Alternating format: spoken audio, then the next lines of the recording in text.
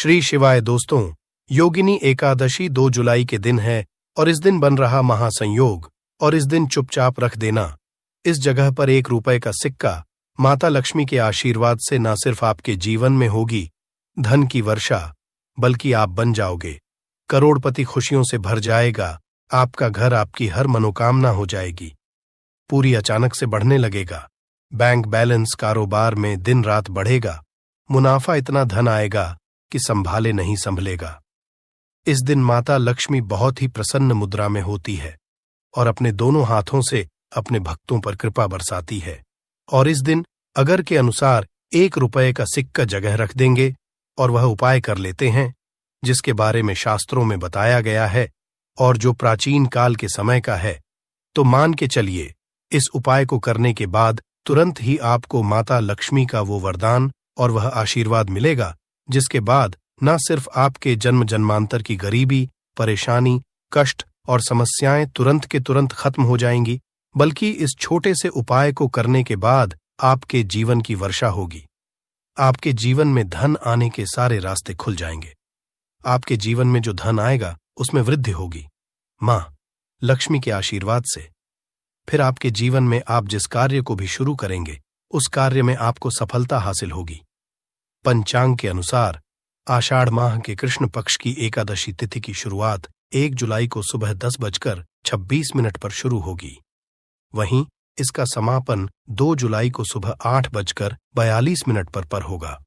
ऐसे में 2 जुलाई को योगिनी एकादशी व्रत किया जाएगा। ऐसे में उदया तिथि के मुताबिक इस साल यह व्रत 2 जुलाई 2024 को रखा जाएगा। एकादशी के सूर्यास्त के बाद बस एक काम कीजिएगा, नहा धो लीजिएगा, लाल कपड़े पहन लीजिएगा, क्योंकि माता लक्ष्मी को लाल रंग बहुत प्रिय है। आपके घर जहां भी माता लक्ष्मी की कोई भी प्रतिमा रखी है वहां पर कर आपको बैठ जाना है। एक घी का दीपक जला दीजिए। अब एक लाल कपड़ा बिछाना है। आपको इस लाल कपड़े पर 1 रुपए का सिक्का, 1 मुट्ठी धनिया, 3 लौंग आपको रखना है। इस कपड़े की पोटली बना लीजिए। पोटली बनाते हुए मौली धागे का इस्तेमाल कीजिएगा। इस पोटली को अपने हाथ में पकड़िए और माता लक्ष्मी के बीज मंत्र का जाप 11 बार आपको करना है। 11 नंबर माता लक्ष्मी को बहुत ही प्रिय है, बीज मंत्र है। इतना करने के बाद इस पोटली को अपनी अलमारी के दक्षिण दिशा में आपको रख देना है। सिर्फ इतना उपाय आपको एकादशी के सूर्यास्त के बाद करना होगा। ये पोटली जैसे ही आप अपने तिजोरी में रख देंगे या अलमारी में रख देंगे तो ये पोटली आपके जीवन में एक चुंबक बन जाएगी जो धन खींचने का काम करेगी। ये पोटली अभिमंत्रित होने के कारण माता लक्ष्मी का आशीर्वाद आपके लिए बन जाएगी, जिसके बाद आपके जीवन के आर्थिक कष्ट और आर्थिक परेशानी खत्म हो जाएगी और आपके जीवन में धन आएगा जिसकी आप कल्पना नहीं कर सकते। दोस्तों, पूज्य गुरु जी ने अभी अपनी 2 दिन पहले की शिव महापुराण की कथा में 7 फूल और 7 दीपक वाला एक ऐसा विशेष उपाय है जो उन्होंने आज तक अपनी किसी भी कथा में नहीं बताया। पूज्य गुरु जी ने कहा कि जब आपके हाथ तंग चल रहे हो, जब रुपए कहीं से हासिल ही ना हो पा रहा हो, जीवन में चारों तरफ से सिर्फ और सिर्फ परेशानियां आ गई हों, उनसे बाहर का कोई रास्ता ना दिखाई पड़ रहा हो, व्यापार, फैक्ट्री, नौकरी, दुकान ये कुछ भी ना चल रहा हो, चारों तरफ से नुकसान ही नुकसान हो रहा हो, तो आपको ये एक उपाय सिर्फ 1 दिन कर लेना है। और गुरु जी ने कहा कि आप कुछ ही दिनों में देखेंगे कि आपके जीवन में कितना बड़ा चमत्कार हुआ है। धन हासिल के नए नए मार्ग बन जाते हैं, जीवन की सब बाधाएं समाप्त हो जाती हैं और आपको सुख समृद्धि हासिल होती है। तो चलिए, साल की एकादशी योगिनी एकादशी के इस विशेष दिन में अगर आप ये उपाय कर लेते हैं, और इसी के साथ साथ पूज्य गुरु जी ने कहा कि अगर आप शिवलिंग के सामने और माता लक्ष्मी के सामने शहद की 1 बूंद से उपाय कर लेते हैं तो जीवन के सारे संकट समाप्त हो जाएंगे। आप अपनी जो भी मनोकामना लेकर इस दिन शिवालय जाते हैं, शिवलिंग के सामने जाते हैं, तो महादेव वो मनोकामना जरूर परिपूर्ण करते हैं। तो ओम नमः शिवाय मंत्र का स्मरण करते हुए शिवलिंग के ऊपर समर्पित कर दीजिए, या फिर किसी भी में समर्पित कर रहे हैं तो ऐसे ही समर्पित कर दीजिए। और आपको माता लक्ष्मी का स्मरण करते हुए, माता लक्ष्मी का ध्यान करते हुए आपके जीवन में जो धन धान्य की समस्या है उसको दूर करने की प्रार्थना करते हुए ये फूल थोड़ी देर समर्पित रहने दीजिए और फिर सबसे आखिर में आपको एक फूल उठा लेना है, लक्ष्मी से प्रार्थना कर लेनी है कि आप मेरे घर में विराजमान हों, मेरे जीवन जो दुर्भाग्य चल रहा है उसको समाप्त करिए, और फिर ये एक लेकर आपको अपने घर आ जाना है। देखिए, 6 फूल आपको उसी स्थान पर रखे रहना है। अगर आप शिवलिंग में समर्पित कर रहे हैं तो 6 फूल शिवलिंग के ऊपर समर्पित कर दीजिए और एक फूल ले आइएगा। अगर पीपल में समर्पित कर रहे हैं तो 6 फूल वहीं पर समर्पित रहने दीजिए, एक ले आए। और अगर बेलपत्र या फिर आंवले के वृक्ष में है तो 6 वहीं पर छोड़ आइएगा और एक ले आइए। एक को आपको किसी भी चालीसा में रख लेना है। अगर आपके घर हनुमान चालीसा है या शैव चालीसा है या दुर्गा चालीसा है या फिर आरती की कोई पुस्तक है या फिर रामचरितमानस है या फिर भगवत गीता है, कुछ भी है, तो उसके अंदर आपको ये एक फूल रख लेना है और माता रानी का स्मरण कर लेना है। पूज्य गुरुजी ने कहा कि फर्क आप स्वयं देखिएगा कि आपके जीवन में जितना आपने धन पाने की कामना की थी, माता लक्ष्मी की से उससे कहीं ज्यादा आपको धन हासिल होगा। आपका दुर्भाग्य जीवन के सारे संकट समाप्त होंगे और धन दौलत संपदा की कभी कमी नहीं होगी। दोस्तों, ये विशेष उपाय आप इस योगिनी एकादशी में जरूर करिएगा, क्योंकि ये एकादशी पूरे साल में सिर्फ एक बार ही आती है और आप इस उपाय को जरूर करिएगा। चलिए अब जानते हैं गुरुजी द्वारा बताए गए अगले खास उपाय के बारे में। ये भी आपके जीवन में धन धान्य को बढ़ाने के लिए ही है, क्योंकि गुरुजी ने अभी अपनी 2 दिन पहले की शिव महापुराण की कथा में ये उपाय बताया है। गुरुजी ने कहा है कि जब जीवन में समस्याएं, तकलीफ, विघ्न बहुत ज्यादा हो, तब आपको ये उपाय कर लेना चाहिए। जब धन की चारों तरफ से हानि हो रही हो, एक तरफ से धन आ रहा हो और दूसरी तरफ से खर्च हो जा रहा हो, या फिर जीवन में धन हासिल हो ही ना पा रहा हो, तो आपको ये उप लेना चाहिए। इस उपाय के लिए आपको सिर्फ 1 बूंद शहद ले लेना है। देखिए, ये भी आपको योगिनी एकादशी के दिन में ही करना है और साल में सिर्फ एक बार ही आप इस उपाय को करते हैं। देखिए, ये उपाय 2 जगह पर कर सकते हैं। अगर आप एकादशी के दिन माता लक्ष्मी की पूजा करते हैं तो उनके सामने भी यह उपाय कर सकते हैं, और अगर आप एकादशी के दिन शिवलिंग के सामने कोई पूजा करते हैं तो उनके सामने भी यह उपाय कर सकते हैं। पहले आप शिवलिंग वाले उपायों को समझ लीजिए। इसके लिए आपको एक बेलपत्र ले लेनी है। अगर के पास बेलपत्र है तो ले लीजिए, और नहीं है तो शिवलिंग के ऊपर छड़ी हुई बेलपत्र को उठाकर जल से शुद्ध करके फिर से उसका इस्तेमाल भी आप कर सकते हैं। बस आपको ध्यान रखना है कि ये बेलपत्र कहीं से भी कटी फटी नहीं होनी चाहिए। इस बेलपत्र में आपको 1 बूंद शहद लगा लेना है। बेलपत्र की चिकनी साइड में कहीं पर भी आपको 1 बूंद शहद लगा लेना है। चाहे पत्ती में लगा लीजिए, चाहे बीच वाली डंडी में लगा लीजिए, जिससे डंडी में तीनों पत्तियां आपस में जुड़ी रहती हैं। चाहे तो उस डंडी में लगा लीजिए या ऊपर वाली, कहीं पर भी आपको 1 बूंद शहद लगा लेना है और ये बेलपत्र आपको शिवलिंग के ऊपर समर्पित कर देनी है और महादेव से अपनी धन की समस्या को दूर करने के लिए प्रार्थना कर लेनी है। और अगर आप माता लक्ष्मी के सामने कर रहे हैं तो आपको 1 पान का पत्ता ले लेना है और इसके ऊपर 1 बूंद शहद लगा देना है और ये फिर माता रानी को भोग स्वरूप कर देना है और माता रानी से यानी माता लक्ष्मी धन धान्य की समस्या को समाप्त करने के लिए प्रार्थना कर लेनी है।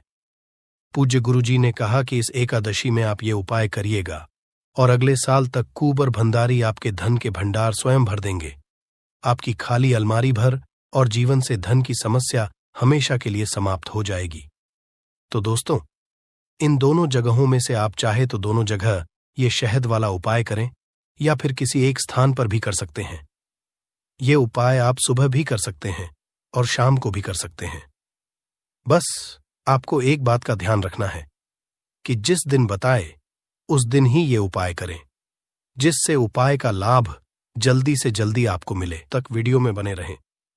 दोस्तों, वैसे तो पूरे वर्ष में 24 एकादशी आती है, परंतु जिस वर्ष अधिक मास आता है, पुरुषोत्तम मास आता है, उस साल 2 अधिक एकादशी होती है। मतलब कुल मिलाकर के उस साल 26 एकादशी होती है। प्रत्येक एकादशियों का भिन्न भिन्न महत्व हमारे धर्म ग्रंथों तथा पुराणों में बताया हुआ है। एकादशी का महात्म्य पद्म पुराण के उत्तर खंड में हासिल होता है। आषाढ़ मास की कृष्ण एकादशी को योगिनी अथवा शयनी एकादशी कहते हैं। एक बार की बात है, धर्मराज युधिष्ठिर कहने लगे कि भगवन, मैंने ज्येष्ठ शुक्ल एकादशी के व्रत का महात्म्य सुना। अब कृपया आषाढ़ कृष्ण एकादशी की कथा सुनाइए। इसका नाम क्या है, महाहाथ में क्या है, यह भी बताइए। श्री कृष्ण कहने लगे कि हे राजन, आषाढ़ कृष्ण एकादशी का नाम योगिनी है। इसके व्रत से समस्त पाप नष्ट हो जाते हैं। यह इस लोक में भोग और परलोक में मुक्ति देने वाली है। यह तीनों लोकों में प्रसिद्ध है। मैं तुमसे पुराणों में वर्णन की हुई कथा कहता हूं, ध्यानपूर्वक सुनो। स्वर्गधाम की अलकापुरी नामक नगरी में कुबेर नाम का एक राजा रहता था। वह शिव भक्त था और प्रतिदिन शिव की किया करता था। हेम नाम का एक माली पूजन के लिए उसके यहां फूल लाया करता था। हेम की विशालक्षी नाम की सुंदर स्त्री थी। एक दिन वह मानसरोवर से पुष्प तो ले आया, परंतु कामासक्त होने के कारण वह अपनी स्त्री से हास्य विनोद तथा रमण करने लगा। इधर राजा उसकी दोपहर तक राह देखता रहा। अंत में राजा कुबर ने सेवकों को आज्ञा दी कि तुम लोग जाकर माली के न आने का कारण पता करो, क्योंकि वह अभी तक पुष्प लेकर नहीं आया। सेवकों ने कहा कि महाराज, वह पापी अतिकामी है, अपनी स्त्री के साथ हास्य विनोद और रमण कर रहा होगा। यह सुनकर कुबेर ने क्रोधित होकर उसे बुलाया। हे माली राजा के भय से कांपता हुआ उपस्थित हुआ। राजा कुबेर ने क्रोध में आकर कहा, अरे पापी नीच कामी, तूने मेरे परम पूजनीय ईश्वरों के ईश्वर श्री शिवजी महाराज का अनादर किया है। इसलिए मैं तुझे श्राप देता हूं कि तू स्त्री का वियोग सहेगा और मृत्युलोक में जाकर कोढ़ी होगा। कुबेर के श्राप से हे माली का स्वर्ग से पतन हो गया और वह उसी क्षण पृथ्वी पर गिर गया। भूतल पर आते ही उसके शरीर में श्वेत कोढ़ हो गया। उसकी स्त्री भी उसी समय अंतर्ध्यान हो गई। मृत्युलोक में आकर माली ने महान दुख भोगे। भयानक जंगल में जाकर बिना अन्न और जल के भटकता रहा। रात्रि को निद्रा भी नहीं आती थी, परंतु शिव जी की पूजा के प्रभाव से उसको पिछले जन्म की स्मृति का ज्ञान रहा। घूमते घूमते एक दिन वह मर्कंडेय ऋषि के आश्रम में पहुंच गया, जो ब्रह्मा से भी अधिक वृद्ध थे और जिनका आश्रम ब्रह्मा की सभा के समान लगता था। हे माली वहां जाकर उनके पैरों में पड़ गया। उसे देखकर मर्कंडेय ऋषि बोले, तुमने ऐसा कौन सा पाप किया है जिसके प्रभाव से ये हालत हो गई। हे माली ने सारा वृतांत कह सुनाया। ये सुनकर ऋषि बोले, निश्चित ही तूने मेरे सम्मुख सत्य वचन कहे हैं, इसलिए तेरे उद्धार के लिए मैं एक व्रत बताता हूं। अगर तू ज्येष्ठ मास के कृष्णा पक्ष की योगिनी नामक एकादशी का विधि पूर्वक व्रत करेगा तो तेरे सब पाप नष्ट हो जाएंगे। यह सुनकर हे माली ने अत्यंत प्रसन्न होकर मुनि को साष्टांग प्रणाम किया। मुनि ने उसे स्नेह के साथ उठाया। हे माली ने मुनि के कथन अनुसार विधि पूर्वक योगिनी एकादशी का व्रत किया। इस व्रत के प्रभाव से अपने पुराने में आकर वह अपनी स्त्री के साथ सुखपूर्वक रहने लगा। दोस्तों, ये थी योगिनी एकादशी का महत्व। अब जान लेते हैं योगिनी एकादशी व्रत के क्या नियम होते हैं, उसके बाद जानेंगे पूजा विधि और योगिनी एकादशी का शुभ मुहूर्त क्या है और पारण विधि। अब एकादशी व्रत के जो नियम हैं वो मैं आपको बता देता हूं। जब आप एकादशी व्रत शुरू करते हैं तो ये दिन दिन का व्रत होता है। दशमी तिथि से ही व्रत की शुरुआत हो जाती है। मतलब कि दशमी ऐसा समझा जाता है कि शाम के बाद आपको भोजन नहीं ग्रहण करना चाहिए। जो एकादशी व्रत होता है उसमें शरीर में एक भी अन्न का दाना नहीं होना चाहिए। तो दशमी तिथि को भी आप सुबह स्नान ध्यान करके शुद्ध रहेंगे। पूरे दिन आपको इस दिन भी किसी भी तरह का तामसिक भोजन, मतलब मांस मदिरा, लहसुन प्याज, इसका सेवन नहीं करना है। दशमी तिथि को एकादशी वाले दिन आप व्रत का संकल्प दशमी तिथि के शाम के भोजन के बारे में बता रहा हूं दोस्तों, जिसमें कि आपको दोस्तों चावल बिल्कुल नहीं लेना है। और दशमी तिथि के दिन अगर आप गृहस्थ है तो जब आप आसमान में जैसे तारे उदय हो जाए उस समय पर आप अपना भोजन ग्रहण कर लीजिए। अगर आप सन्यासी हैं या विधवा है तो आप और जल्दी इस भोजन को ग्रहण करें, करीब 5 बजे के आसपास। इसके बाद दोस्तों रात में आपको बिल्कुल भी भोजन ग्रहण नहीं करना है। आपको दशमी तिथि दिन अपने व्रत की शुरुआत करनी है। और दोस्तों इस दिन पर जौ, गेहूं, मूंग और शक्कर, सेंधा, नमक, काली मिर्च और घी से बना हुआ भोजन आपको ग्रहण करना है। इस भोजन को ग्रहण करने के बाद रात भर आपको उपवास रखना है, जिससे कि जब आपका एकादशी का व्रत अगले दिन शुरू हो, उस समय पर आपके पेट में अनाज का बिल्कुल भी दाना नहीं होना चाहिए। इस व्रत को महापुण्य फलदायी बताया गया है कि नियम थोड़े से कठोर हैं। ऐसा कहा जाता है दोस्तों, अगर आप एकादशी का व्रत निर्जला रखते हैं तो आपको कई गुना उसका फल हासिल होता है। अगर आप दोस्तों निर्जला उपवास नहीं रख सकते तो फलाहार करके उपवास रखते हैं, मतलब फल, जिसमें कि दोस्तों बताया गया है आम, केला, अंगूर, बादाम, पिस्ता, इन्हें अमृतदायी फल बताया गया है। इन फलों को खाकर आप इस उपवास को रख सकते हैं। एक दोस्तों, शाम के समय आप नमकीन फलाहार भी कर सकते हैं, अगर आपका शरीर साथ नहीं देता, जिसमें कि आप सिंघाड़े के आटे की पूरी आलू के साथ बना सकते हैं। जो भी सिंपल फलाहार है वह करिएगा। समय का चावल और मूंगफली मत खाइएगा, ये मैं खाने के लिए मना कर रहा हूं। आलू वगैरह खाकर उपवास को करिए जब एकादशी का व्रत हो जाए। शाम के बाद अगले दिन द्वादशी के दिन जब आप सुबह जागते हैं, उसके बाद नहा होकर भगवान का पूजन करिएगा। और आप इस दिन पर ब्राह्मण भोज करा सकते हैं तो ब्राह्मण भोज जरूर कराइए, नहीं करा सकते तो आप उनके खाने पीने का जो कच्चा सामान है, जिसे कि सीधा बोलते हैं, वह ब्राह्मणों को जरूर दीजिए। और मान्यताओं के अनुसार हरिवासन के समय व्रत नहीं खोला जाता है। हमेशा हरिवासन का समय बीतने के बाद और सूर्योदय के बाद ही व्रत खोलना चाहिए। आपको इस दिन किसी के बारे बुरा नहीं बोलना है, बुरे वचन से आपको बचना है। एकादशी व्रत में ज्यादा बोलना भी मना होता है, तो आप इस दिन जितना कम बोले उतना ही अच्छा है। ये इसीलिए होता है कि हम ज्यादा बोलते बोलते कहीं किसी की बुराई या निंदा ना कर दें। आइए अब जानते हैं योगिनी एकादशी, पूजा विधि और शुभ मुहूर्त के बारे में। एकादशी के दिन आप जब व्रत रखें तो सुबह जल्दी उठकर घर की साफ सफाई करके स्नान और इस दिन भगवान विष्णु का पूजन पीले रंग की सामग्रियों से जरूर करें। भगवान को स्नान कराकर पीला चंदन लगाए, पीले वस्त्र अर्पित करें, पीले पुष्प अर्पित करें और पीले ही रंग के फल या पीले मिठाइयों का भोग भगवान को आज के दिन लगाना चाहिए। सुबह को धूप दीप जलाकर भगवान विष्णु के मंत्रों का जाप करें। एयूएम नमो भगवते वासुदेवाय नमः, एयूएम श्री विष्णु नमः, या फिर हरे कृष्ण का जाप भी आप सच्चे मन से कर सकते हैं। साथ में मां लक्ष्मी जी का पूजन करें। भगवान श्री कृष्णा का पूजन आज के दिन करें। व्रत की कथा पढ़े सुने और अपना व्रत प्रारंभ करें। सुबह को आप केवल फलों का ही भोग भगवान को लगाए। इसके अलावा आप मेवों का भोग भी भगवान को अर्पित कर सकते हैं। दिन भर उपवास रखें। शाम के समय एक बार फिर से विधि विधान से पूजा करें। भगवान को आप ही समय भोग लगाएं और साथ में तुलसी पत्र जरूर रखें। अगले दिन शुभ मुहूर्त में व्रत का पारण करने से पहले पूजन करें।